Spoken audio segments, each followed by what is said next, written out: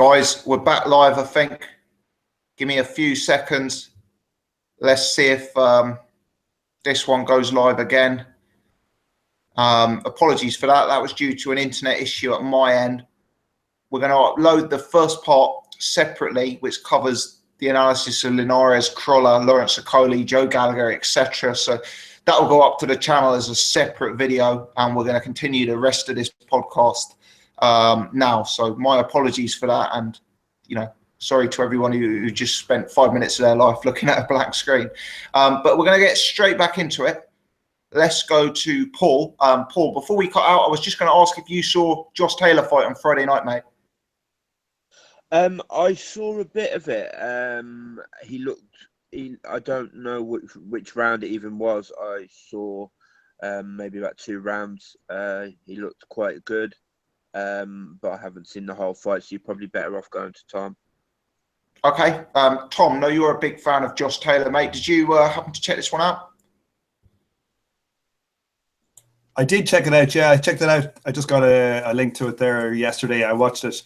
He was really good. He got a bad cut on his eye, and the guy he was fighting was decent quality operator. I think Cyclone are good at developing fighters. I think they're giving him good fights. So he's moving onwards and upwards. He might be out for a couple of months with that cut. It was a pretty bad cut, but he's quality. I think he's the best British prospect, probably, at that kind of 5 to 10 fight stage in the country, I think. Definitely.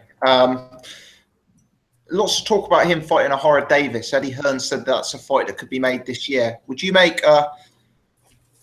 him a substantial favourite at this particular point? I think, I would make him a favourite. But, it's one thing, Ahara Davis is good, so you don't know how a guy will deal with when he gets hit hard. But the thing is, he had showed an excellent temperament when he got cut, and that was a bad cut. And you know how a lot of times people can get very defensive and run around the ring for 3 rounds after they get cut for the first time. He didn't really show any of that. So I think I would make him a 2-1 favourite. But that'd be a good fight. But there's no chance of seeing that. No chance. What do you think? They're just going to wait till both guys' profiles have risen and it's a bigger money fight, perhaps? Yeah, and also they're on different promotional outfits. Eddie Hearn doesn't mind letting very low quality guys fight each other, but when it comes to a guy who he's kind of setting up for, a world title and that, he's not going to let him go across unless it's pay-per-view, And look how long it took Quigg and Frampton to get made. It'll be the same as that, so there's no point even talking about it for next year. I don't believe a word of it. Fair enough. Paul, can we just pop over to you for a quick take on who you'd favour in that matchup if it were to be made? I'd favour Josh Taylor quite strongly. I mean, who was the fight about two or 3 fights ago? I forget the guy's name. Dave Ryan. Dave Allen. Ryan. Dave Ryan. Yeah. I thought that was the fight that really sold me on just Josh Taylor. I thought he looked fantastic in that fight, and he got caught a couple of times in that fight. I mean, Davis can bang, but I think Josh Taylor's got dog in him as well. I mean, I just think he has so many skills. He's such a good all-round fight. He does everything very, very well. And yeah, I'd make him a favourite in that fight. I'm not as sold as everybody else on Ahara Davis. I'm not as sold just yet, to be honest. Okay. No, that makes sense. That Dave Ryan, coincidentally, is fighting Frankie Gavin next time out, if I'm not mistaken. So if he were to go and upset Frankie Gavin, that would certainly add some credence to the form of Josh Taylor. 'Cause I think at the minute, a lot of people think that Dave Ryan was a completely, past the post fighter when that matchup actually occurred, which I disagree with personally, but we shall see, I guess. Okay. Let me just see. I don't think Jet has been able to rejoin us. I've sent him the link. But okay, let's. Jet dropped out quite about 20 minutes before we ended anyway, hadn't he? So He had. I did see him in the chat saying he tried to get back on, but I don't know if he's having his own connection issues. Can somebody in the chat let us know if we're still on, if we're back up online and whatnot? Because my pal from Switzerland says he can't see us yet. So Yeah, No, definitely here back. comes Jed. Hello? Hello, Jet. You all right? Hello. Yeah, what happened? The original stream went down due to an internet connection issue. So we've had to set up a new one, basically. So all fun and games. But yeah, are you? How much longer do you have, mate? 'Cause I know you got to shoot off earlier tonight. Yeah, I'm just about to shoot off, so I can kind of talk about whatever topics need to be talked about, and then leave you guys to it, I guess. Cool. Well, before you go then, what we'd like is any of the comments you had on any of the other fights from last week, Rose Armfield, Lawrence Okoli, Marcus Morrison, Katie Taylor, perhaps also Josh Taylor, who fought last Friday. And yeah, then we'll have your picks for next week. Marco Huck versus Briedis and Akinlade versus Gorman. Sure. Armfield versus Rose, awful fight. Armfield deserved to win. But he was uninspiring, you know. He didn't win as comfortable as I thought he would probably win, and you know, it's slightly disappointed. I thought he could push on past probably a British title, maybe a Euro title. You know, the sort of scene at 160, he could have maybe picked up a version of the European Union title, if not the EBU, the full title. So you know, there's a couple of decent guys there, Michel Soro, Emanuele Blandamura, those sort of guys. You know, Billy Joe Saunders beat him. So, you know, it was a bit uninspiring. He might have to kind of look at what his next career move is, I guess, now. So, you know, he didn't look good against a really, really bad version of, and a shot version of Brian Rose. So he might need to take a step back and think about what he's going to do next. But he's got some semi-credible wins on his resume. Sorry, John Ryder, Mick Hall. I know Mick Hall's kind of a southern area sort of guy, but you know, decent-ish name, I guess, for Armfield, and now Brian Rose. So yeah, let's kind of see where Jack Armfield goes from here. Lawrence Okoli, I know his bout wasn't actually televised. It was a 20-second blowout, was it? So yeah, I mean, I'm not really, you know, we don't really learn anything from Lawrence Okoli. I think he's out on the. Is it the AJ bill or the Murray bill, or one of the bills? But or the Ricky Burns one. There's so many bills in April actually. So yeah, Ricky one. Yeah, so I mean, if he's in with a half decent, you know, opponent, we'll learn something. But I assume it'll probably be another garbage sweep or something like that. No disrespect, but you know, we're not going to really learn anything. Katie Taylor, you know, looks good. I still think she has the amateurish style. You know, she tries to pick a punch, as I come in with a flurry of punches and that sort of stuff. You know, if she picked the punches a bit better, I think she could, you know, take these women out pretty easy, to be honest. And she said she's looking for a world title in her next 2-3 fights. I think she can win a world title and clean up the division, I'll be honest, at lightweight. So, or super feather, whichever one she's fighting at. So, yeah, she should be okay. She's got a great skill set. So, yeah, nothing really surprised me with Katie Taylor, to be honest. Who was the other one? Josh Taylor. Josh Taylor looked decent. You know, the opponent Joubert, was it? Yeah. Frenchman or something. You know, he was there to kind of survive, and he didn't really offer too much going forward. But you know, Josh Taylor did what he needed to do. For me, he's a very, very big 140 guy. He obviously has skills. You know, and he's a southpaw, so you know that's a combination for trouble for anyone who he faces. I know you're kind of 50-50 on the O'Hara Davis versus Josh Taylor fight in terms of who you would be picking. For me, Josh Taylor, you know, is a serious operator. He really is world class. I know he hasn't really fought anyone of note apart from maybe Dave Ryan. But you know, when he did fight Dave Ryan, I know it was a bit of a faded version of him, but he really done a serious number on Dave Ryan. Within 5 rounds, he systematically broke him up and knocked him out. So that kind of shows the level he's at. You know, he's at that sort of Commonwealth, maybe Commonwealth fringe Euro level.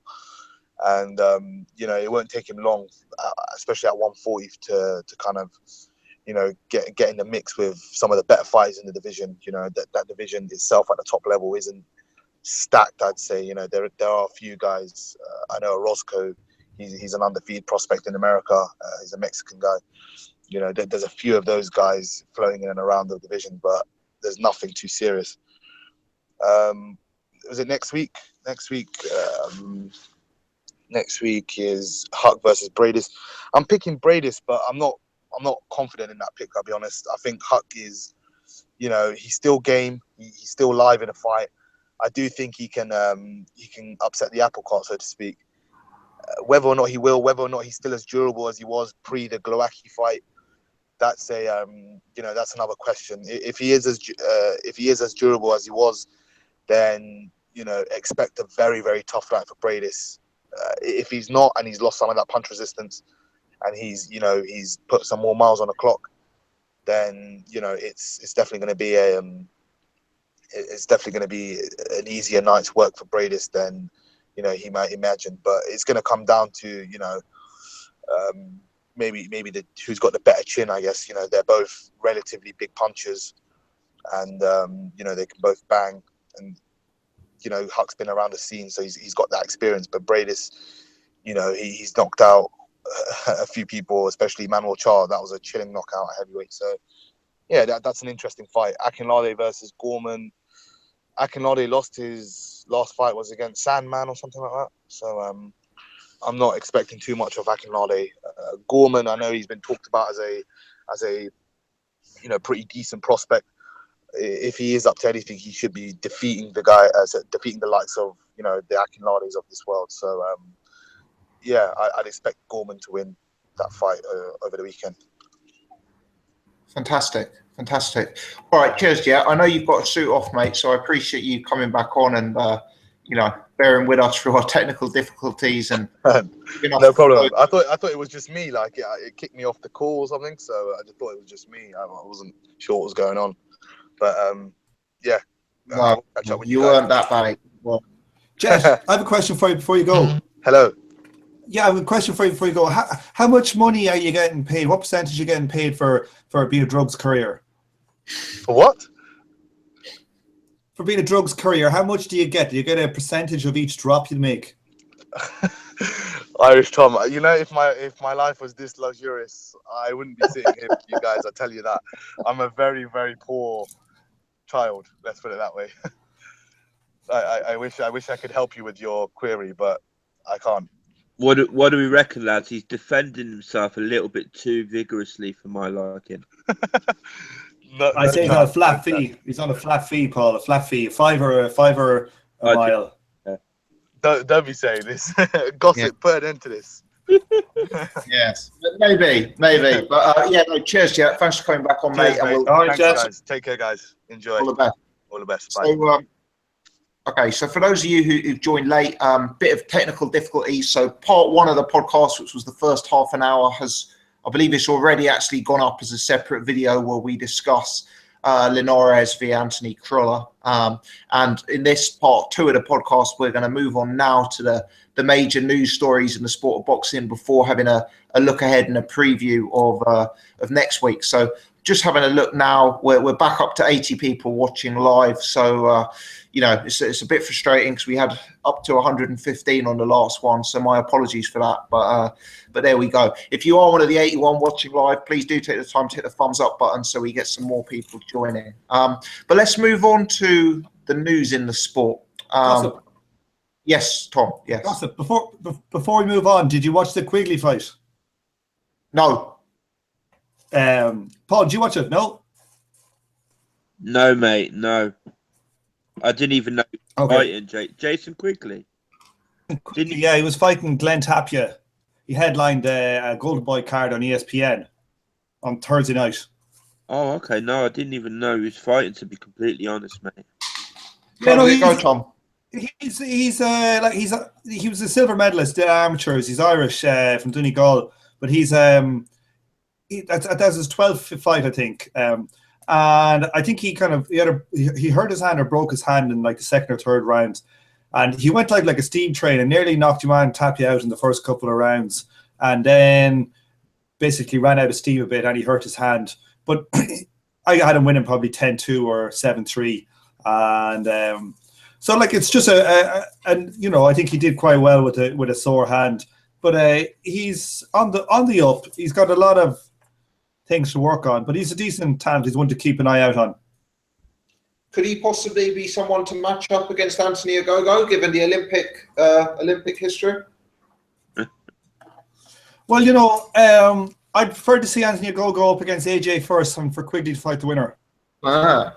Interesting you mentioned Ogogo versus AJ, because one of the first topics we were going to come on to is people fighting people in radically different weight classes. I am, of course, talking about the IBO super middleweight champion of the world. Taking on the WBC champion emeritus of the cruiserweight division and current heavyweight Tony the Bomber Bellew. Now, clearly, from my perspective, this is just hype, and this is just the Eubanks using someone in favour of the month to raise their own profile. We've been able. Gossip. Yes. Gossip. Tom. Do you know what you are? You're a troll amplifier. A troll amplifier. Yeah. The channel is called Boxing Gossip, mate. It's not called Boxing Serious Discussion. It's called Boxing. But yeah, I think one bit of this story that's kind of gone unnoticed is what on earth is going on with Chris Eubank Jr. at present. You know, he's kind of fading a bit into oblivion and just doing random call-outs, isn't he?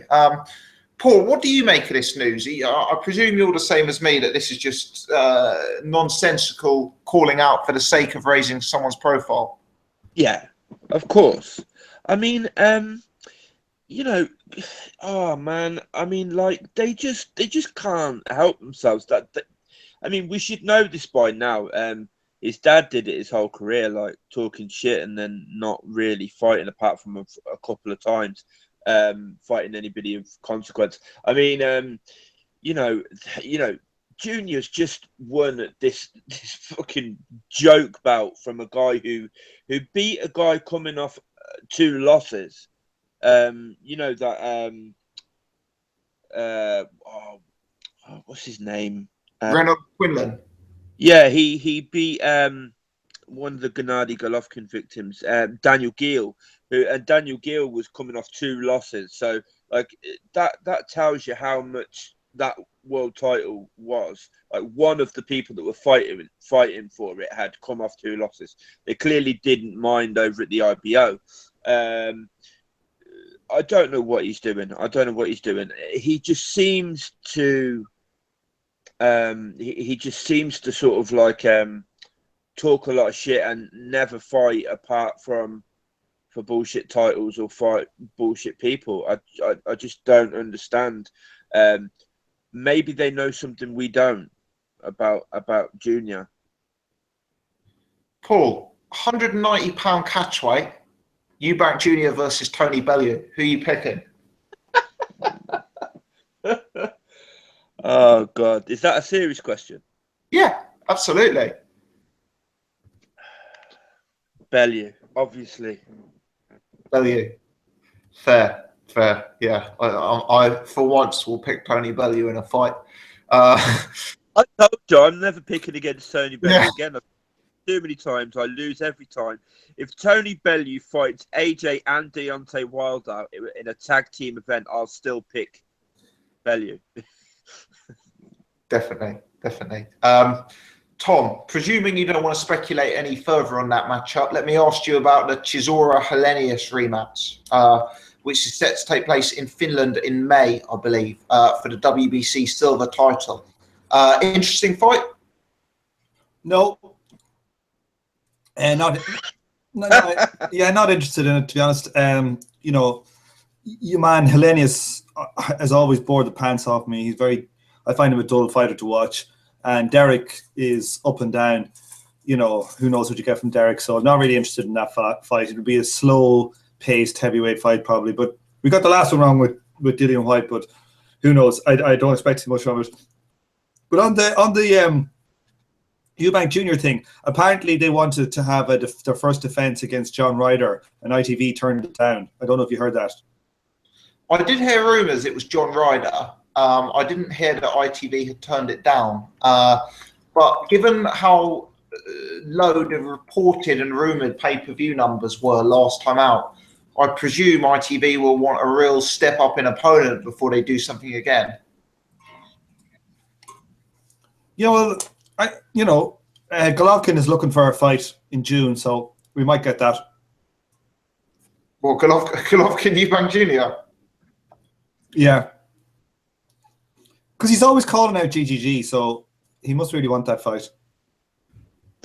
I'm gonna assume that's sarcasm, Tom. But yeah, it's certainly a fight I'd tune in if it was made. Let's see. Okay. Did I see? Sorry, did I see did the Boxing Voice have a whole show on Chris Eubank calling out Tony Bellew? They did, yes. God.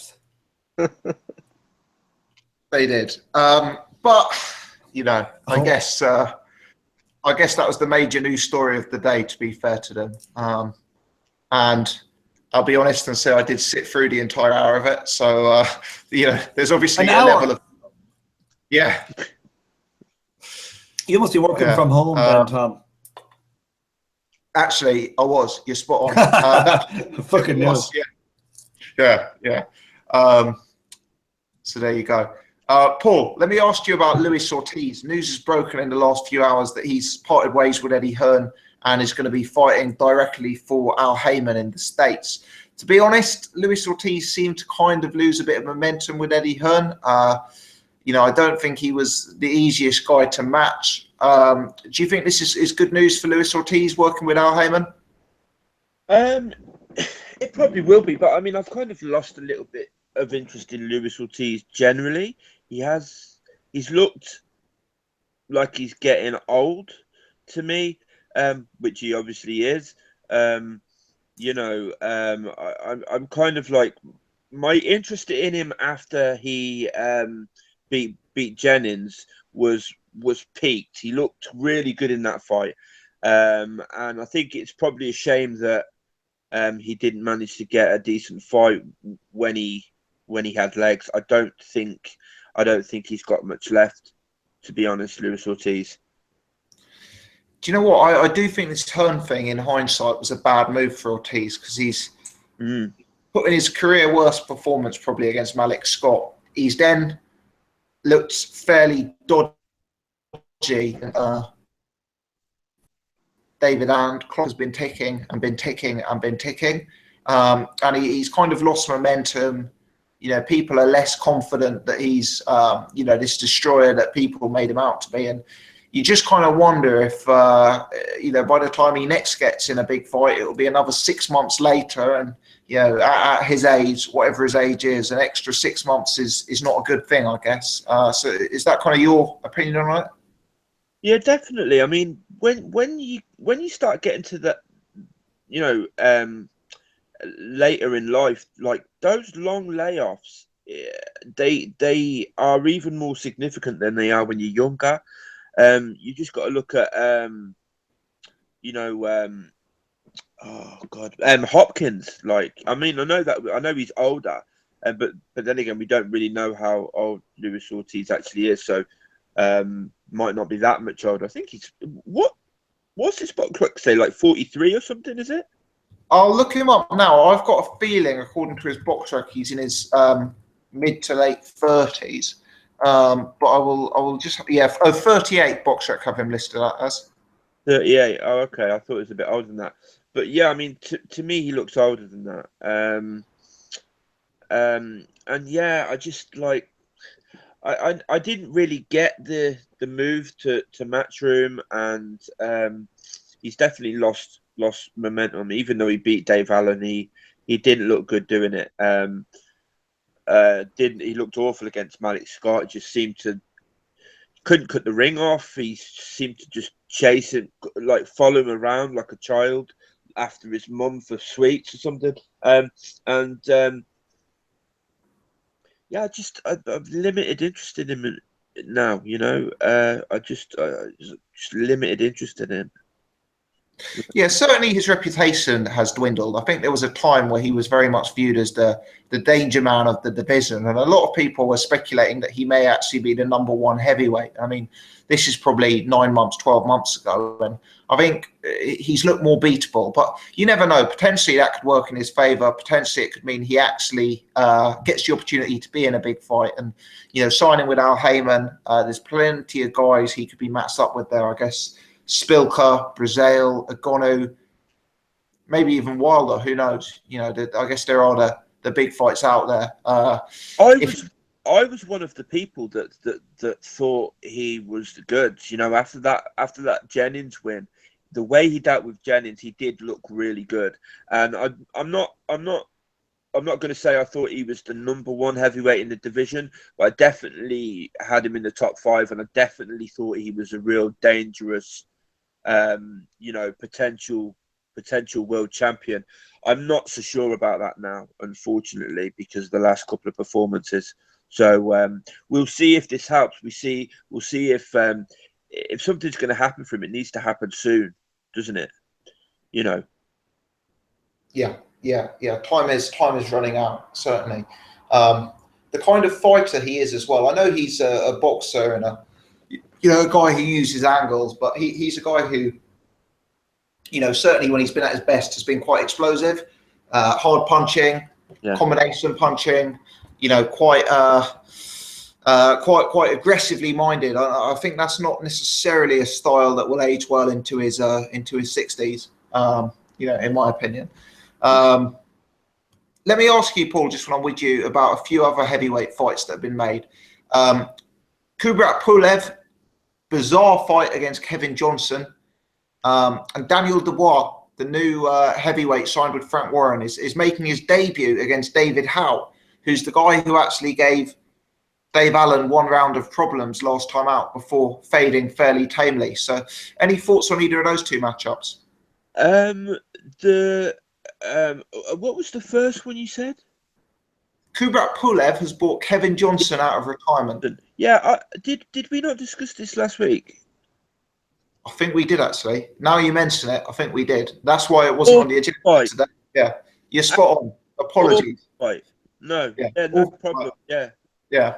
I'll reiterate, just because it's that bad, I'll say it again. It's a fucking awful fight.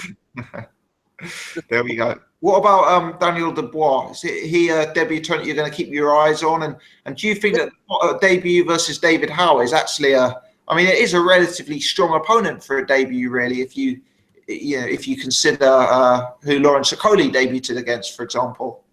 Yeah. It shows they've got a certain level of confidence in him, doesn't it? I'll be definitely be checking that out. Be interested to see how his career unfolds and whatnot.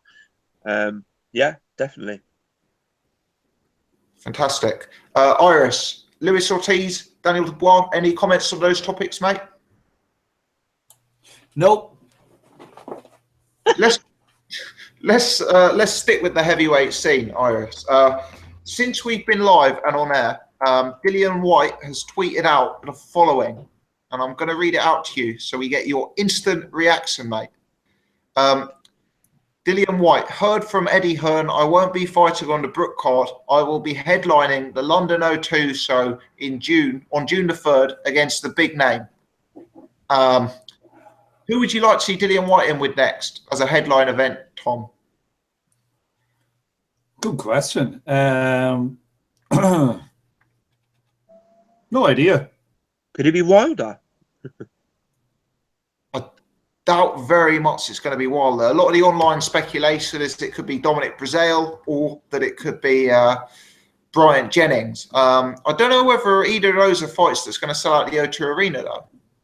No, I don't. No, I don't know how many tickets Dillian will shift. Although, he will start some kind of very meaningful fight with the guy online where he will consider himself to have been dissed, and therefore it'll become a grudge match and it'll sell a lot and people will fall for it. But, so maybe he'll sell a few tickets that way. But yeah, Dylan's a top 30 fighter. That's about it. Okay. Tom, last week we discussed the fact that Peter Fury had been denied a visa for New Zealand. There's obviously been an update to that story, and he's got a special exemption and will now have a visa. Now, I've interviewed two heavyweights on the channel this week. I did interviews with Ian Lewison and with David Allen. Both of them were picking Parker, just based on the fact that Hughie has been out of the ring for a very long time. Parker's been in with a higher level of opposition. And, there might be a ring rust factor going into this fight. I know you've been Team Hughie all the way in this matchup. Are you more confident on that pick now that Peter's going to be in the corner? Yeah, I think it's definitely it's definitely a boost to Hughie. I got Hughie at 2.84 on Betfair during the week. What a great price that is, lads. That really, yes, yeah. Isn't that a great price? I think, you see, the thing is, like, with this is that I just think that I think that Parker is liable to be outboxed very easy, I think. And the one, especially with a guy with range, and the other thing I think as well is that Peter's no fool. Peter Fury is no fool. He's not going to put in his son in there with that fight if he thinks he's not going to be up for it, whether he physically not up for it or whatever. So Peter Fury is no fool, and they're going to have a great game plan and a B and a C, and they're it's a very technical camp. Peter Fury is a technical trainer. You can see he makes huge improvements to fighters when they go there, like as in look at Tyson's improvements, and so I think you're getting I think 6-4. You get on Odds Checker looking at it now. You get 7-4 on Betfair Exchange. I just think that's a great price.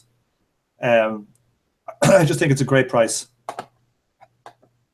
Yeah, I agree with you, Tom. Actually, I think that is a genuinely a superb bet. And if I was pricing it, I'd probably have it 4-6 rather than 6-4. What price would you have it?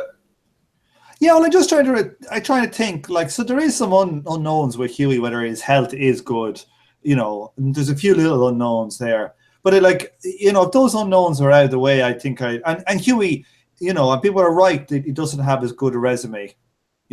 His best name is probably Fred Cassie, but he's been sparring with the top people in the world for years, sparring with Tyson Fury for years. Like, you can't buy that kind of experience. I know it's sparring, but very hard to buy it. Like, and the other thing, when that Andy Ruiz fight was made with Hughie was installed as a 3-10 favorite. Okay, people forget that 3-10 favorite. And Ruiz was he smaller, much smaller than Joseph Parker? What, in terms of height? Height, yeah. Was he like 2 inches smaller? 2 inches shorter or something, yeah. Yeah. So, he was 3-10. The bookies made that, and in this one you're getting Hughie at 6-4, and Parker went life and death with Ruiz, and I still maintain that Hughie would absolutely school Ruiz, a fit Hughie. So I know styles make fights and things like that, but I just think that this one is set up like but my gambling has been going so bad at the boxing. Actually, this weekend was all right, but it's been going so bad. We've had some clangers of results lately that I'm liable to be completely wrong. But I do think that Hughie double, Tom. Sorry? Were you not on the boxing gossip double? I was I was actually on them, but not as a double. I was on them separate, yeah. I didn't double them up. Okay, fair enough. So not the worst weekend then in that case. No. Good weekend. But after a number of extremely poor weekends. I just think it's a great fight. Here, what about the news that Scott Quigg is going to be fighting a monkey in on the Joshua undercard? Do you see that? He's fighting a simian. You've completely lost me there, Tom. I don't know what you're talking about, mate.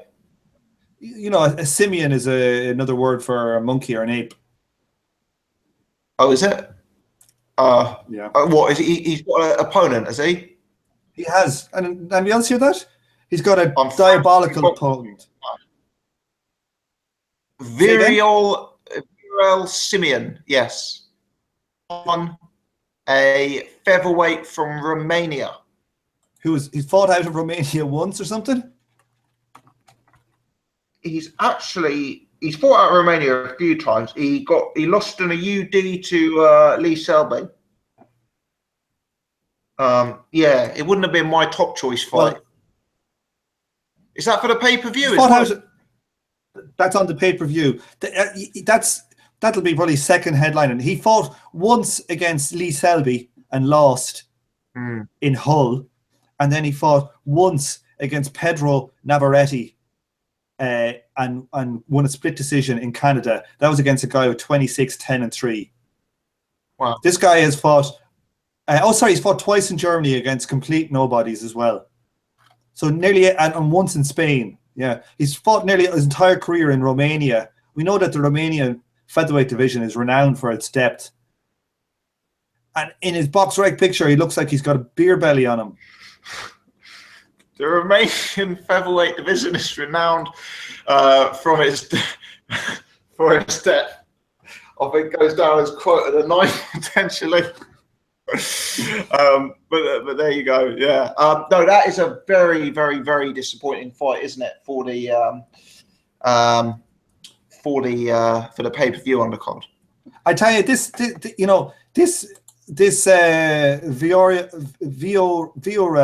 Viral Simeon, I think he is an excellent boxer though, but I think Scott Quigg, you see, he poses a stylistic nightmare to anybody.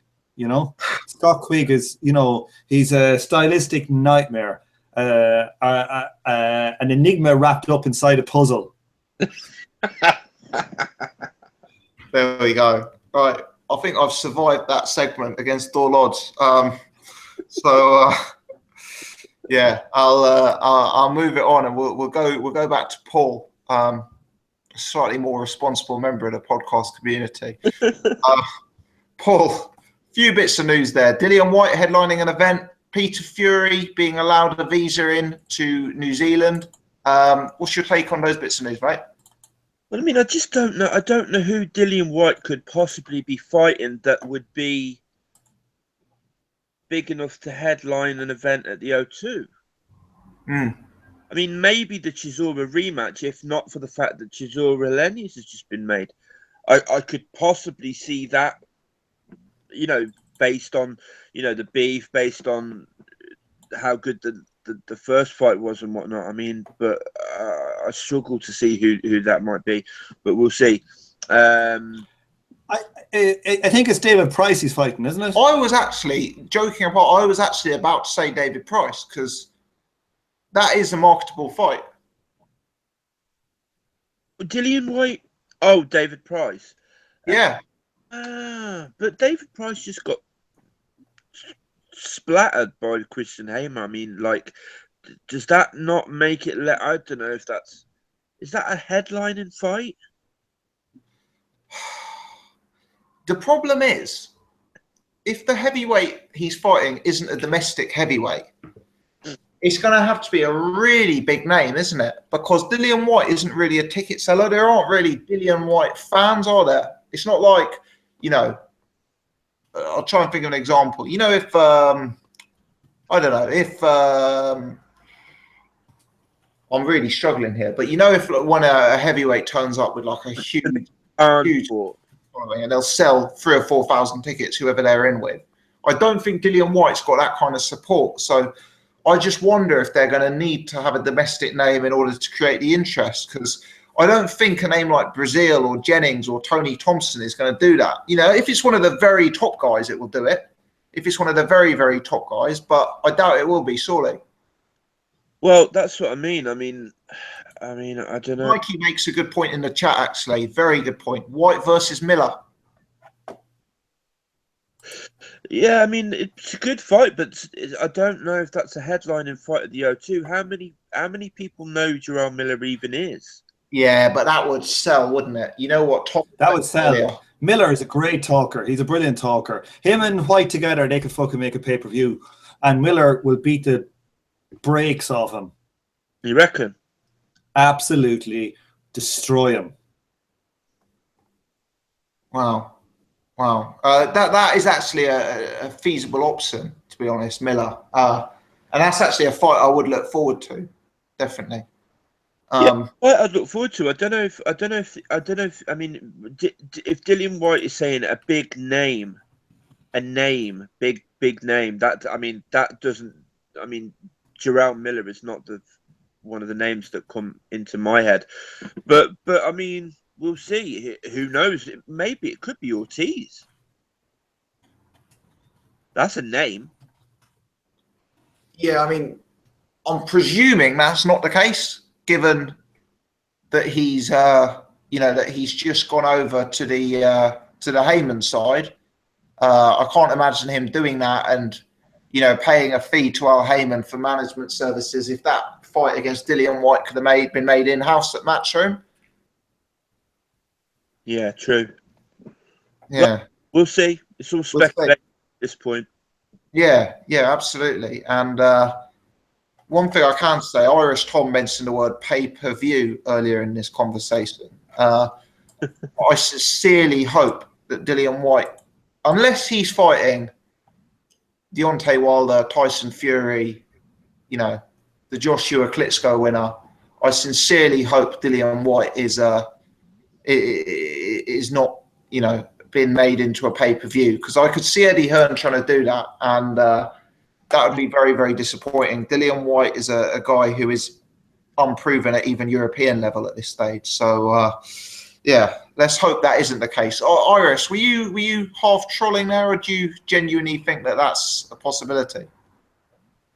What which one? The Miller on pay-per-view? Yeah. No, I wouldn't be trolling. It's Eddie Hearn, lads. British boxing is doing great. Pay-per-views are selling loads, so it's great for the sport. Well, let's hope that isn't a pay-per-view, but I think there'll be quite some backlash if it is. But yeah, I hope it is a pay-per-view. I hope it is. Why? So you can complain about it and go mental. Does it can flop? Yeah. Dylan can sell a fight, but we're going to be fighting like prospects now. Next pay-per-view, we already had a British title fight pay-per-view, so we had a mismatch that turned out to be like something out of Sodom and Gomorrah being on pay-per-view. So what's left? I mean, the only way I can see it being pay-per-view is if it's somebody like Wilder. But wasn't Dillian White quite high up in the WBC rankings? Wasn't he number 2 or something? Yeah, I thought he was number 2, or maybe even. Yeah, he might have been number 2. Yeah.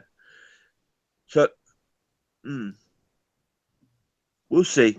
It's unlikely, but. And Paul, what about the Peter Fury visa news? Obviously, we discussed last week that he wasn't being allowed to travel. Now it looks like he's going to be in the corner. Any take on that, mate?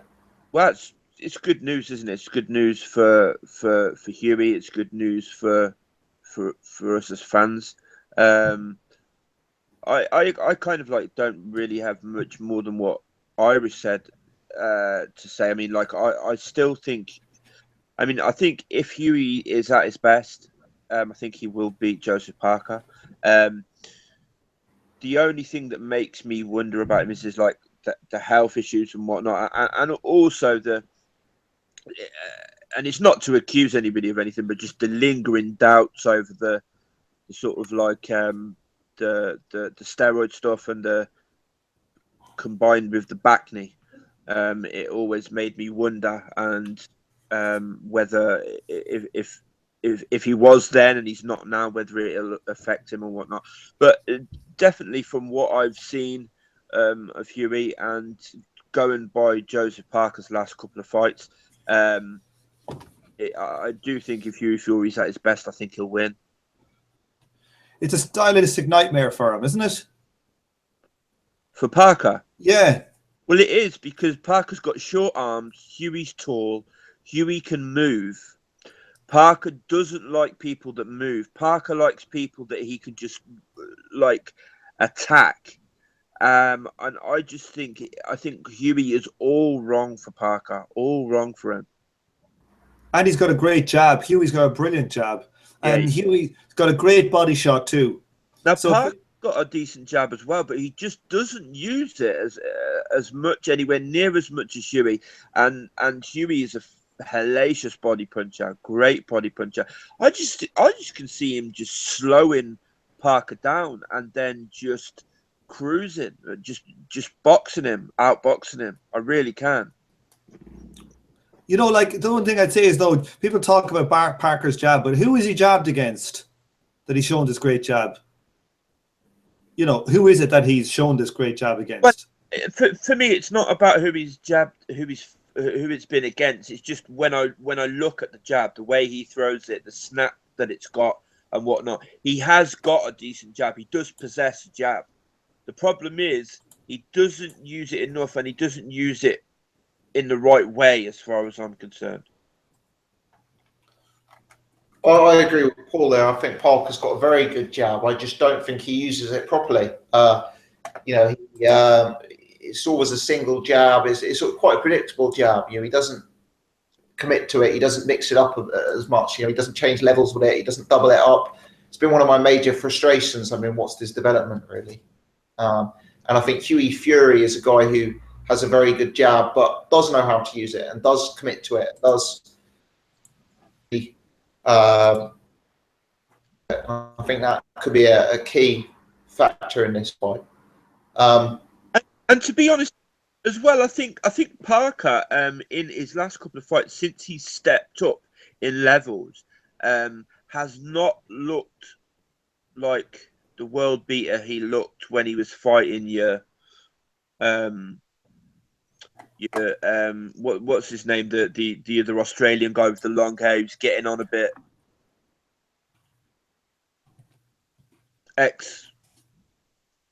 Calimian, yeah.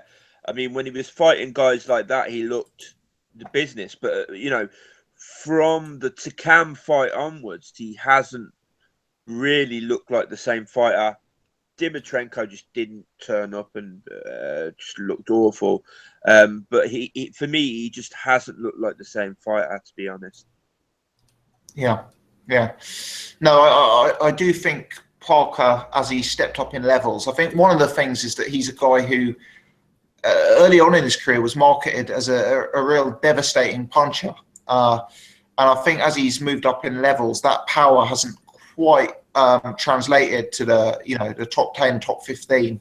And I think further questions, he always had defensive frailties on the way up, but it was kind of said that, oh, he's only fighting to his level, he'll iron those out as he moves up in class. And, for me, that hasn't happened either. So I do have concerns. And whilst Carlos Takam and Andy Ruiz are possibly higher ranked than Hughie based on level of opposition, I believe Hughie's got a far higher upside than those guys. So it's not purely about resume for me. I think it's about styles, and I think it's about potential future talent.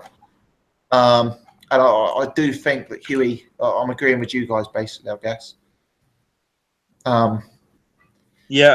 Look at the way Povetkin dealt with Takam. I know it was late on, but I mean, Parker never looked like stopping Takam at any stage. And in fact, some people, I mean, I wasn't one of them, but some people thought Takam won that fight. I thought Parker won it narrowly, the same as I thought he won the Ruiz fight. But they were both very, very close fights. I think Hughie would have boxed the head off of both of them. I think he would have dispatched both of them quite easily. Maybe not stopped them, but I think he would have won easily with a lot more in hand than Parker did. And that's kind of what I think a lot of other people aren't sort of taking into consideration. But we'll see. Yeah, good. It's a good fight. Yeah, it's a real good fight, definitely. Another fight that's been made this week: Terence Crawford versus Felix Diaz. I like both fighters. I really do. It's a fight that has interest for me, although I do think that Crawford is potentially operating at a different level. Iris, is that a good matchup for you, or is that a bit one-sided? No, I think that's a great matchup. I think that's close to 1 versus 2 in that division. That's a big sell. I mean, Felix Diaz, as high as that, you rate him? Well, I'm just seeing, like, I'm just trying to have a look here now. Give me a second and see who actually is in that division. I think you'd probably put Victor Postol as number 2, wouldn't you? Yeah, but you know, Victor Postol versus him, Julius Ndongo, John Molina Jr., Troy Novsky, Ricky Burns, Lipinets, Provodnikov. You know, you got to put him in there with any of them. So I think it's close to 1 versus 2, to be honest with you. And your man has been fighting at welter, hasn't he? Yes. You know, so, and he's a small guy, so he's a gold medalist in the Olympics. You know, he's got one loss, Lamont Peterson, where he got robbed. You know, and I think that was at, I'm not sure what weight that was at.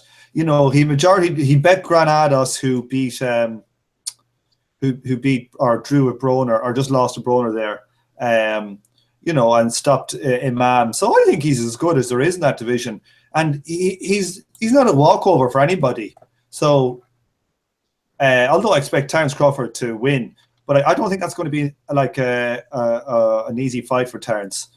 You know, I think he'll have difficulty at points in that fight. I think it's a great fight. I'm delighted that fight has been made. Versus, I can't remember what else they were talking about, but that to me is probably the fight I most wanted to see in that division. Interesting. Okay. Do you know what? It's kind of interesting to hear that perspective, because I think a lot of people I've heard have actually been quite down on the fight and have thought that you know, it was quite a poor fight for Terence Crawford to take, actually. But to be fair, with you just reading out the list of fighters, it's actually a fairly empty division considering he's already beaten Postol, isn't it? Yeah, it's the worst division in boxing. You've got a Ricky Burns fighting for unify a division, unify some titles. That'll tell you. And this is a Ricky Byrne who's far past it. So that'll tell you how weak that division is there. You've got Terence Crawford, who's pound for pound my number 1 fighter. And then you've got, like, just basically nobody. There's nobody. You know, on BoxRec, O'Hara Davies is in the top 10. That's how bad that division is. That's O'Hara Davies. Yeah. I guess a lot of the talent of that division has moved up to 147, hasn't it? You know, if you think a few years back, Garcia, Lamont Peterson, Broner, Matisse, Provodnikov, you know, either a lot of those guys have either departed the scene or, you know, moved up in weight. Khan, Ortiz, you know, that was a hot division at one stage. Yeah. Maidana. Yeah, no, definitely.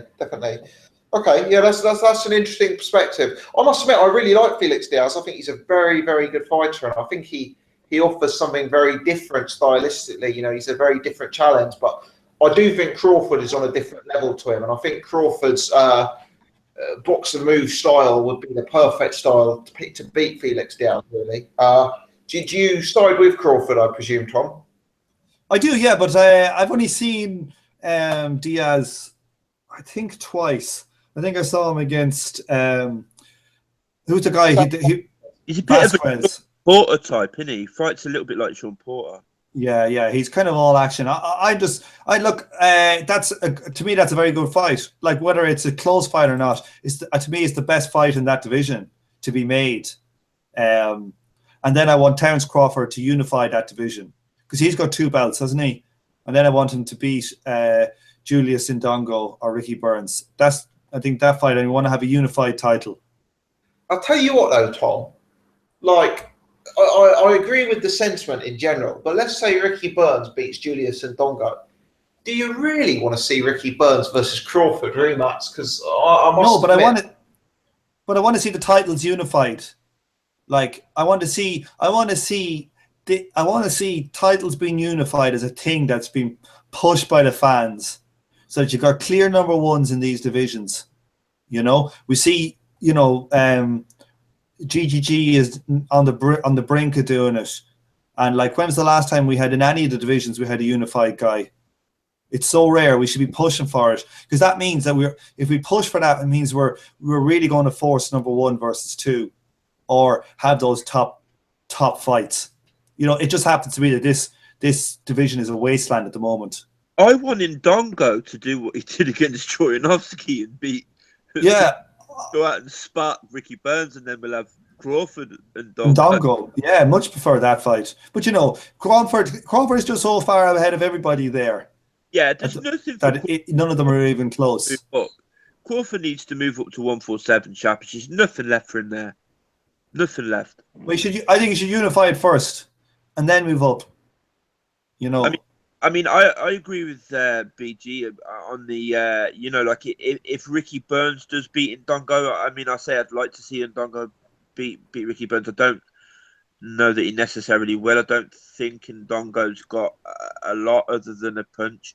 I don't want to see Crawford Ricky Burns again. I really don't. That's just like, I mean, if you look at Crawford against Molina, his last fight, Crawford looked absolutely incredible in that fight, and he's 3 or 4 levels above Ricky Burns now. Let's have it right. Kirill Relic, I thought Kirill Relic beat Ricky Burns, and Kirill Relic's a contender. He's a novice. Like, I don't want to see that fight again. I really don't. Yeah, just to throw into the mix, the WBA have ordered Kirill Relic versus Rancis Bartholomew as an eliminator for the WBA title. So assuming Bartholomew comes through that, I know a lot of people rate him very highly, including our very own Jet. He could potentially be another one who could step up and fight Terence Crawford. But really, I agree with you guys that Crawford is on a different level, really, isn't he? That's the next best fight then, probably, is your man Bartholomew. He's coming up from lightweight. I'd like to see Crawford unify, maybe fight your man. There's no rush in getting Crawford up to the 147, I don't think. Because, he's, what age is he? He's 29. He's not that big. He's not like a very big light welter. So there's no rush. I'd like to see him clear out of the division and then go up to 147. There's no rush. Like, you could imagine if we got some unifications, at the 147 division and Crawford to move up and to take on the number one. I'd like to see him move up from 140 with all the belts and take on, say, Thurman or Spence or Brook or whoever is going to be like the established number one and have a big fight at that rate. That's the way I'd like to see it. Yeah. It's there'll be a super fight to be made there. If a guy like Keith Thurman or a guy like Errol Spence, a really marketable American fighter emerges as the dominant number one. And Crawford can unify. I think that's a huge fight. It would be, really, really fantastic to see a year or two down the line potentially. Right. That wraps us up for the news section, which brings us on nicely to next week. Not a lot of boxing next week. I got one more thing, but gossip. Sorry to interrupt again. I'm always interrupting. But have you seen the AJ card so far? No, I haven't. Well, I heard what you said earlier about Scott Quigg fighting the Romanian chap, but that's about it. Yeah, so the Scott Quigg versus the Romanian god, Simeon. And then we got Kate Taylor versus TBA. Well, I'm hoping that's going to improve because I had a text from my buddy there today to say that my ticket's on its way to me. So I will be there at Wembley. I'll be one of the 90,000. So I hope that's going to improve. Like, yeah, that's a pretty. Who's to go on that? Who is to go on it? Well, he said there'll be a world title, so I presume we will see one of the lower weight class world champions. So like a Jamie McDonnell, like maybe a Lee Selby. You won't see Jamie McDonnell because he's going to be fighting Butler. So well, see that. Is he? I'd say so. Maybe Lee. It's supposed to be. Lee Selby's. I think Lee Selby's moving up. I don't think he's going to defend that title anymore. Do you not think so? Okay. No, I think he's moving up. Wow, maybe Kaliafai, or is that too? That'll be it. It could be Kaliafai against some fella from Thailand who's doing it for 37 pence and a whisper bar. But it is a poor card. Having said that, I know they wanted to get the Jose Burton Buglioni fight on it, and that's fallen through. But Yeah, I detect that it's not really one of those. And I mean this. Obviously, I'd love a great undercard. Don't get me wrong. I'd absolutely love a great undercard. But there's some speculation in the chat actually that Groves versus Chudinov will be on the undercard, which would be interesting. But surely that's the kind of bill where they're not going to have any budget whatsoever to spend on that undercard. I mean, it's all going to go to the main two fighters, don't you think? Yeah, Well, you would imagine Klitschko is going to. Come on, lads! You got the best fight is making 50 million, and he's not able to pay for a fucking undercard, and he's able to have them on smaller shows. Come off it, lads! Like, that's bullshit. You know, how much money are they making, these boys, on this fight? He's going to sell 1 million pay-per-views, and we're saying that he can't afford to have a decent. Well, you know, maybe he will, but it's looking bad. Chudinov is fighting Mike, he said, and he's right. He's fighting your man. Is it Cameron? He's fighting over in Russia, I think. So that's not on. Oh, really? So, I didn't know that. Yeah. I'll tell you what, if it's a shit undercard, I'm just going to turn up for the AJ fight. I'm not sitting through a load of dross. Right. You'll have co-main feature will be Katie Taylor. Damien's made a good point in the chat. The ring walk has to be by 9:45, as the show has to be over by 11. And I believe that is actually correct, what Damien said there. So that will potentially influence the fact. I suspect there'll also be like a lot of, I think you're going to see a lot of like your celebrity 4-rounders. So don't be surprised to see Conor Benn. Don't be surprised to see Lawrence Okoli. You know, maybe even Joe Joyce if he turns over. You know, something like that. But yeah, it doesn't sound good. I don't think Katie Taylor will be co-main though, Tom. I surely not. You wait. Katie Taylor in a 10-rounder against, you know, a school teacher from Bulgaria. What is it with women with the clothes they wear? Did you see the one that was fighting Katie Taylor the weekend? It was looking like she was wearing her pajamas. Like whatever, like shorts they like that they make, or the bra tops or whatever. They're really just they're very ill-fitting. Like the guys are more flashy, stylish looking. That girl seriously looked like she just woke up out of bed and she got out and got punched in the head a few times and fell over. Did Katie Taylor win by knockout or on points? I didn't even see it. No, I didn't say she was knocked out. She just fell over because she was a bit tired. Oh, right. It went the distance, did it? Yes, on the world's most boring card. That was a really stinker. Yeah. Fair enough. Okay. Okay. So let's move on to next week's boxing, which I guess the main fight is Marco Huck versus Marius Briedis. Excellent fight in the cruiserweight division. Also, a little bit of boxing in the UK. Tommy Dove has a promotion at Crystal Palace, which is Dominic Akinlade versus Nathan Gorman for the English heavyweight title. So everyone listening, that fight and the undercard, as I understand it, is going to be streamed on Facebook Live. So if you're twiddling your thumbs Saturday evening and wondering where the boxing is, you do worse than to check that out for free on Facebook Live. And, you know, I'm going to give credit to Tommy Dove for doing that. Under done that before, and I think that's an excellent way of generating some fan interest in a bill that would otherwise maybe go under the radar. But yeah, we'll come to that in due course. But the obvious starting place here is obviously Marco Huck versus Briedis. Big fight in the cruiserweight division. Paul, let's start with you on this particular one, mate. You know, are you looking forward to this one? Very much so, mate. I think it's a great fight. I like Marco Huck anyway, man. Marco Huck, he's, you know, he comes to fight, doesn't he? He's, you know, you're unlikely to get a boring like the Armfield fight at the, you know, it's not going to be one of them. That's for damn sure. Not with Marco Huck in the ring.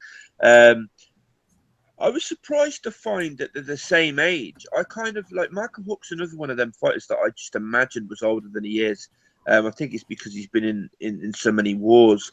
You know, Briedis, he's looked really good so far. I mean, he's not been in with the level of opposition that Huck's been in with, obviously.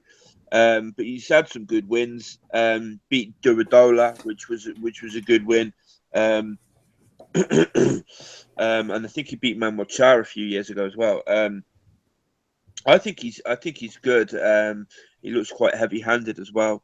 Bit of he strikes me as more. He likes to counter punch more, which is why I think it's going to be a good fight because Huck really likes to go for it, and Briedis likes to counter punch. So I think it could turn into a really good scrap.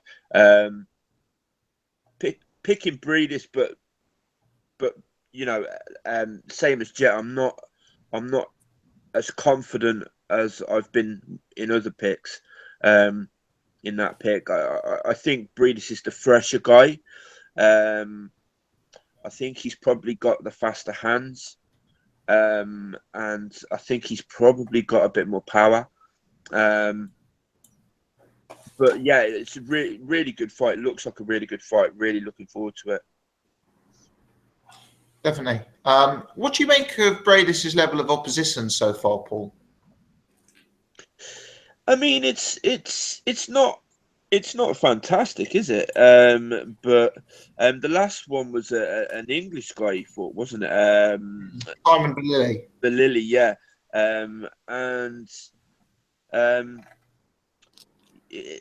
I mean, I think that fight was on the Bellew BJ Flores undercard, wasn't it? And I think we're trying to set up the Bellew fight, and I think that was really the whole point of that fight being on that card and that fight happening at all. I think Bellew was just an opponent that I think somebody told me they just dragged him out of the pub on the day of the fight and stuck him in the ring. His level of opposition hasn't been great. But I mean, Duradola's a good win. Manuel Char's a decent win as well. So, yeah. No, he's beaten fringe contenders, I guess you could say, and he's looked very good doing it. He's got a big KO ratio. There's a lot of excitement about him. So that's interesting. Jet's picking Briedis. You're picking Briedis. I think from memory, Irish Tom is probably going to pick Briedis as well, but let me confirm that. Irish. Yeah, I'm going for Briedis as well. Not very confidently, but I think it's kind of a changing of the guard kind of fight. I think Huck wasn't great against Kuchner, and I think there's a lot more to Briedis than there is Kuchner. I'm going to go with Briedis, and hopefully, yeah, I'd like to see him do it. Yeah. Do you think it's a case of Huck being a bit over the hill, having had a long career, or do you think that genuinely Briedis is just the better man even on Huck's best day? Well, Huck is not that old. They're the same age. They're both 32, but he's had a long career. He's an old 32, though, isn't he? He is. He's had a lot of wars, and you know, the thing is with Huck, like when you look down through Huck's resume, he doesn't have that many standout big wins. A lot of his ones, like against the names that we know, like Afolabi or Lebedev, he's actually split decision or just barely got past them,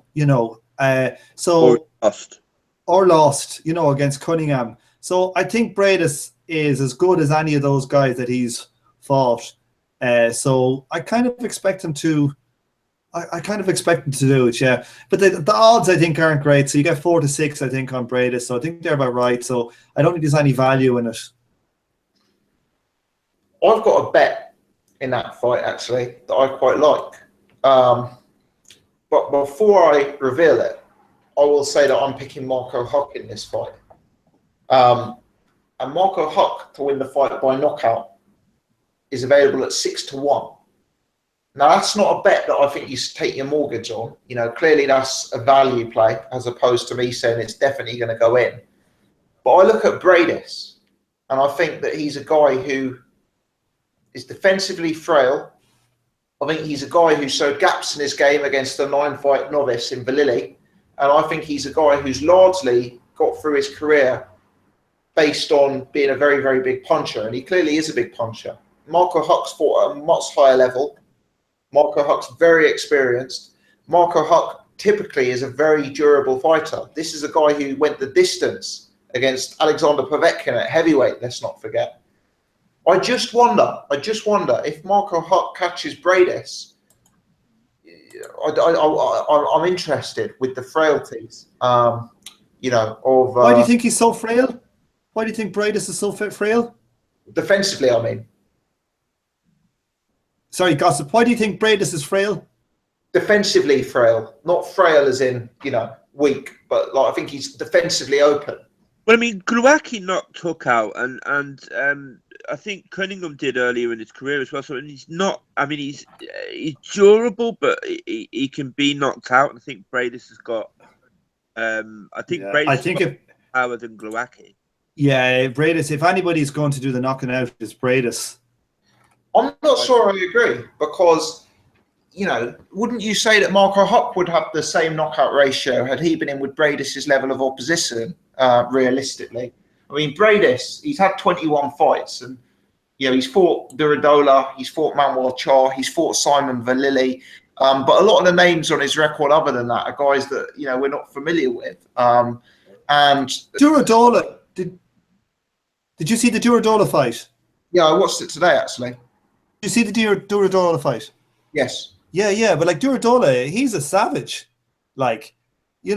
In that fight against Kudryashov, he took a shellacking and he came back to knock him out. And Briedis, absolutely wide floor with him. I think that Briedis has power is the truth, and he's got fast hands.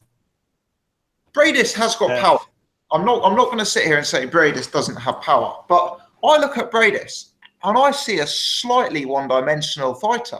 He's someone he doesn't really jab. He doesn't really move. He's almost, as Dwyer would say, a mid-range hooker. He likes to. He's not a great outside fighter. He's not a great inside fighter. He kind of looks to stand there and trade power punches. Now he's got good power. He's got good timing. He throws quite awkward punches as well. He throws some nice overhands and stuff. But this is the guy who was getting peppered from range by Simon Valili. Now, I know Huck is not the classic boxer. Huck is the kind of guy as well who, is maybe someone who could be exposed by a really elite boxer. I'd pick Alexander Usyk to beat both of these guys from range, certainly. But I just think that Huck is the more... Huck is the more well-known, not well-known, but the more trusted commodity. He's the one who's been in the bigger fights. He's the one, Briedis, I just wonder. I think he's shown gaps against a lower level of opposition. It's not a confident pick, but I'm 51-49 in favour of Marco Huck. And, at 6-1 for the knockout, I think that's a price worth looking at it. What do you call it? Have you seen the price on Briedis by knockout? It's terrible. 13-10 is the best price. Yeah, I think Briedis is too short. I had a look at Oddschecker before this, and Briedis is 4-9, 1-2. I think there's a bit of 4-7 available, but Briedis is generally 1-2. And he's come in.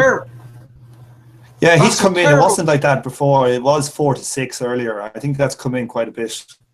Yeah, I really, really wouldn't bet on Briedis at 1-2. I've got to say this is a huge step up in class, and for me, there's always, when you have a fighter who's very, very reliant on power. Let's say Marco Huck could just live with his power. And let's say Briedis has got to take power punches for the first time in his career. I view this as a big step into the unknown for Briedis against a guy who is a legit top class fighter in the division, a guy who's battle tested, a guy who's been there for year on year on year. And I'm really, in a 50-50 fight, which this genuinely is, I'm going to lean towards Huck. Yeah, I don't think it's 50-50. I think Briedis is the favourite. And I think you're being a bit harsh on Briedis' skills. I certainly don't remember him now. It's been a while since I saw him fighting. I wouldn't really count the Simon Valili fight. I'd say he was so I need like sparring for him. But I remember him having quite a good skill set. I don't remember him as being kind of one-dimensional like you're saying. I thought he was really quite athletically gifted, and he had quite a good bit of variety. So I think I do think he deserves to be a favourite. I think the prices, I would have thought 4 to 6 is probably right. 1 to 2, there's not enough value to go for it. I think the Marco Huck, you could say 6 to 1 and Marco Huck by knockout, but I think Briedis has got a chin. I've seen him taking shots as well. So but I think he took quite a few shots. I mean, I don't think Villili peppered him either. I think Villili caught him a couple of times, but he didn't pepper him by any means. Briedis took quite a few shots in the Char fight. He took one big shot that I can remember in the Char fight and took it very, very well. So, I think you're wrong that he hasn't been tested at all. Char's a bit of a lump. And that was a few years ago when Char was a bit younger as well. So, you're right. He's been tested at a certain level. Duradola's a good fighter. Manuel Char, maybe Manuel Char's a top 50 heavyweight, maybe. But this is a big step up. I mean, Marco Huck would be in my top 3 at cruiserweight. And the fact that we're talking about, one of the reasons I'm picking against him is the fact we're talking about, Briedis showed he had a good chin here. He showed he had a good chin here. This is a guy who's, who I think he does very much like to get into that mid-range and, trade power punches. That does seem to be his style. But in terms of his skills, he does have good punch variety. He throws punches well. He's got good timing, decent hand speed. I'm not saying he's without these attributes, but what I am saying is he doesn't seem to be a much of a mover, much of a jabber. I actually think that Marco Huck, and this is bizarre saying this about a Marco Huck fight, I actually think Marco Huck might be better behind the jab out of the two of them. It's not that I think Briedis is not good. It's just that at the minute I'm unconvinced about him, and this is the test where we'll find out if he is the real deal or not. But I've just got enough reasons to question that I'm inclined to go with the more proven commodity, I guess. I agree. Huck is better behind the jab. I mean, I will agree with that. In the Kucha fight, Huck,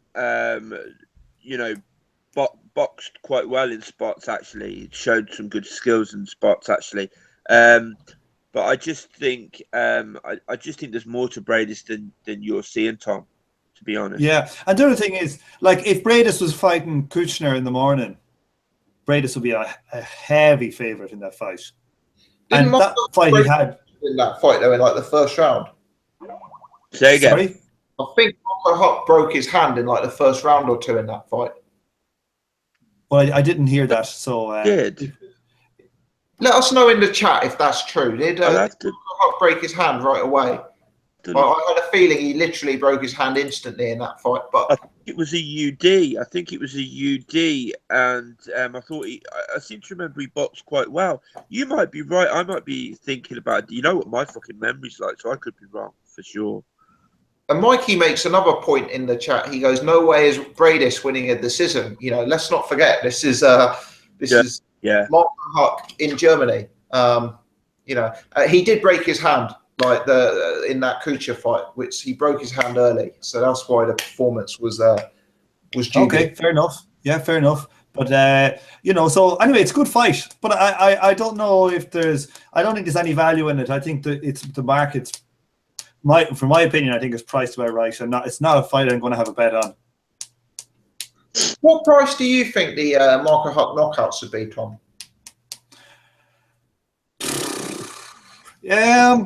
Well, like if we think that if Briedis is a 2-1 favorite, that means there's a 33% chance that your man wins, and he's shown quite a good chin. So 6-1 is 14%. So we're giving it, it's probably close to about right. 6-1, it's probably about right. That's saying 15%. you think if they fought 100 times, you'd only be thinking Huck would win by knockout 15? 15%. Yeah, well, like if you think about it, if the odds are saying he only wins 1 in 3 fights, then it's like you're down to 33% immediately. Yeah, you know, if that odd is right. So then it's basically saying half the time he wins by knockout and half the time he wins by. Yeah. No, I get that. So 1 to 6 is probably close to. I think the odds. Yeah, so I think yeah. Well, that's it. I think the odds are probably close because I think that your man has shown a good chin. So you know, and Marco Huck. I don't know what's Marco Huck knockout percentage against the top guys. You know, his overall knockout percentage is mid-60s, but I don't know how you'd split that down. Yeah, he's already like 43, 44 odd fights. Yeah, I know, but if you look, you know, the first 10 fights he had were all KOs, so that massively skews that percentage. So then if you take just go from his last 30 fights, and certainly none of them were, like some of them were least Swaby, you know, so some of them aren't the best. So, if you go from his like 20th fight onwards, you know, his knockout percentage is probably below 50%. So 1 to 6 is probably right. If the 1 to 2 is right, the 1 to 6 is right. Or 6 to 1, I mean. 1. Let me ask you guys about this fight at Crystal Palace, Akinlade versus Gorman. I'm quite a big fan of the domestic heavyweight scene, so it's certainly one that I'm going to be checking out. But are either of you two inclined to have a look at that one, and do either of you have a pick in that fight? I don't know if I've seen Dom Akinlade. That's the name, isn't it? Did he just lose his title, his English title? He lost the Southern. Well, no, he had vacated the Southern area, I believe, and he lost in a 6-rounder at York Hall against Josh Sandland, who was a 1-0 prospect. Oh yeah, that's the one that you went to or was watching. Yeah, no. So I like Nathan Gorman. Look, I think Ricky Hatton is an excellent trainer, and I think Ricky Hatton is going to be shown to be an excellent trainer in the coming years. And I think Nathan Gorman looks like he's got some proper skills, and he's showed him how he's a heavyweight body puncher, you know. Yeah. And Ricky has managed to really get that in on him to show him how to do it. I think he looks like a bit of a talent, you know. We'll see, has he got the ability to go up that very far? But if I was a coming forward aggressive fighter, you know, that's the typical kind of British fighter. If you're going to, you're going to say certain style is usually in England is a come forward aggressive fighter. I would go to Ricky Hatton. I think he's going to turn out to be a real top class coach. He's certainly got an eye for talent. Yeah. I rate Nathan Gorman. He doesn't look in the best of shape, but he's very light on his feet. He's got excellent hand speed, throws combinations well.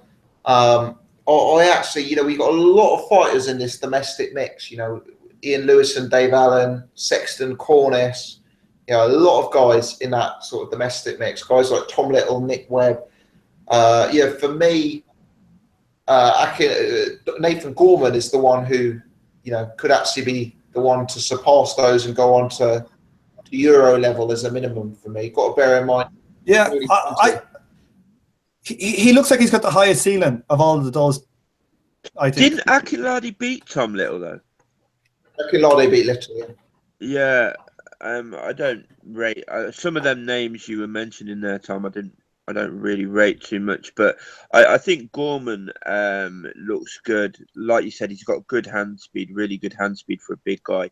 I think he wins this relatively comfortably, to be honest. Okay, yeah. Do you have a sort of opinion on his upside, Paul? Would you like to see him fighting for the British title later this year, perhaps? Yeah, I mean, I'd like to see him in with Dave Allen. I think that would be a good fight. That would be a good fight, yeah. That would be a good fight. And I guess I know he spars a lot with Dave Allen. They spar a lot. So, who knows? Who knows? Maybe that is a fight we could see.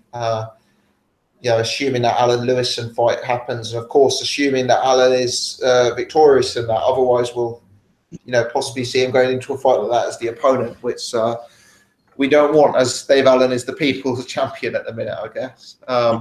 Yeah. There you go. Guys, that brings us to the conclusion in terms of our topics that we've had down. Anyone, Paul, Tom, anything further to add, anything else to throw into the mix before we call it a night? No, nothing from me. I've got to shoot off as well as soon as we finish up, so nothing from me. Well, I've something I think we should discuss. Can we discuss the state of the commentary on the Anthony Crawford fight?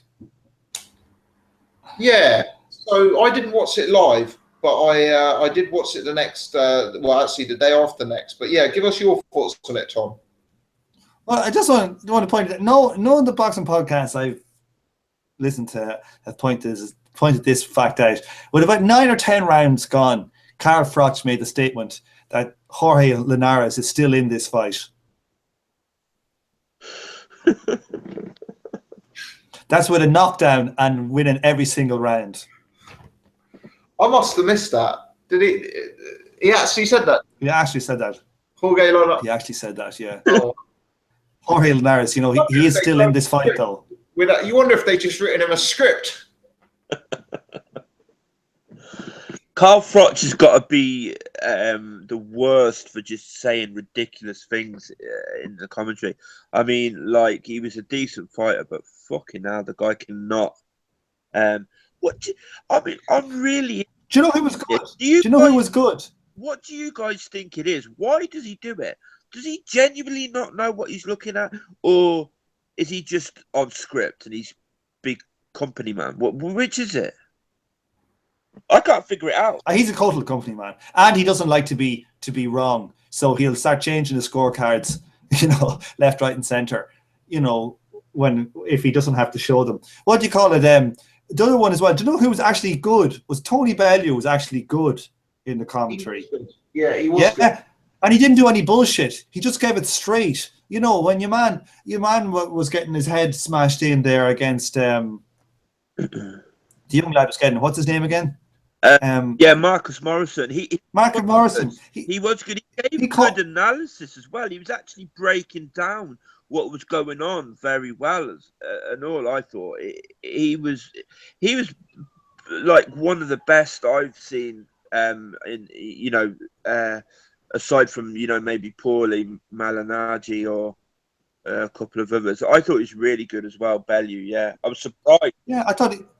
Yeah, and there's no bullshit with him. You know, he didn't like sugarcoat like the house fighter was getting his head smashed. You know, he told it straight. You know, and to be honest with you, it's so much more enjoyable watching it than having them giving the excuses the whole time. And then when the scorecard, like I thought that fight might have actually gone to Yohan Morrison. I thought that, that I've seen worse fights being given on Sky to the home fighter than that, to be honest. Because he had a knockdown. Yeah, he did. And you can make the case he won the first 3 rounds with a knockdown and then nicked 1 or 2. You know, I can imagine getting that.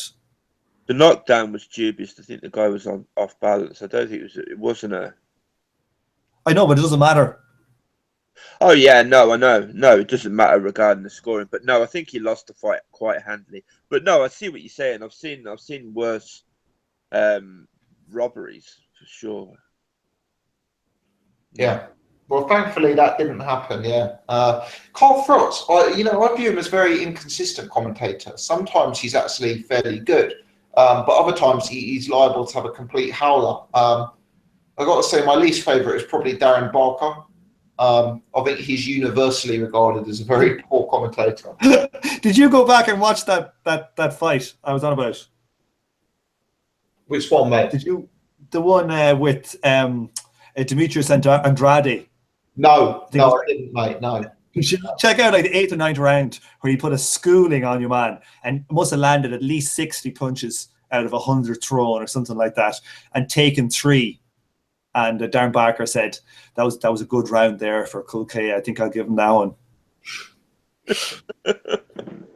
Oh dear! Is this? I bet it's one of those things. I'm sure it's harder to do when you've actually got to do it yourself. But they do have some howlers. Good. But you should know, Anyway. Gossip, you actually do it. Well, yeah, I actually do it. It's a lot harder. One of the things I've found when I do it is you find yourself talking for the sake of talking. Yeah, maybe that's why they come out with stupid things, because you've almost got to say something to fill the gap, you know? It's not like recording a video where you start with a goal in mind, you make your points, then you call it an end. You've kind of got to consistently react, and, you know, I guess sometimes you just throw something out there to fill the gap. But yeah, But I'll I tell think you the what, thing when I was is, doing my I think the thing is with commentary. live, I feel a lot better about myself. Yeah, well, I think the thing with commentary as well is that you actually, when people like, it's like the difference between radio commentary and TV commentary is that in radio you have to keep talking, but in TV you kind of don't. Some of the best commentators leave pauses and gaps. Yeah. No, that is true. That is true. There's no need when there's a live image, definitely. Guys, I think we'll call it a day there. Paul's got to run, and to be honest, I've got a shoot as well. I'm on a Paul's just sent me a message saying he's got to go. I'll wrap it up there, guys. Many thanks to everyone for watching live.